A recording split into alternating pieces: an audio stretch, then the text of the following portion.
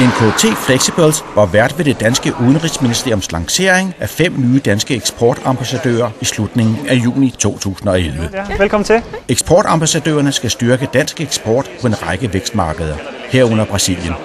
Udenrigsministeriet valgte NKT Flexibles som eksempel efter selskabets nylige rammeaftale på 9,7 milliarder kroner med det brasilianske olieselskab Petrobras. Jeg håber meget på, at NKT Flexible vil være med til at sælge Brasilien og de store muligheder, der er i Brasilien.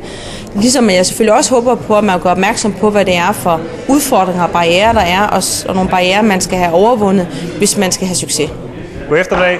I sin tale til de mange erhvervsvirksomheder, der var mødt frem for at tale med ambassadørerne, nævnte NKT Flexibles administrerende direktør Michael Hjort, hvordan man i Brasilien omtaler de vestlige erhvervsdelegationer som meteorer. Det er den her type af mennesker, der kommer fra den vestlige verden ned 1 gang om året og lige siger goddag, her er vi.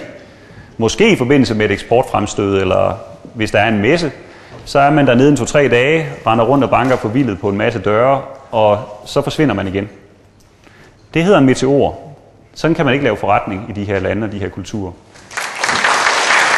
Efter præsentationen af Rik Bjerregaard, Marianne Fischer-Bohl, Henning Dyrmose, Uffe Ellemann-Jensen og Anne Birgitte Lundholt, svarede udenrigsminister Lene Espersen på, hvilken værdi hun tillægger NKT Flexibles engagement i Brasilien. Meget stor værdi.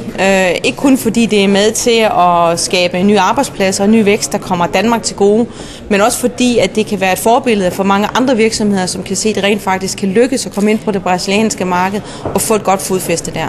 NKT Flexibles skal de næste år bygge en ny fabrik i Brasilien til en værdi af 1 milliard danske kroner.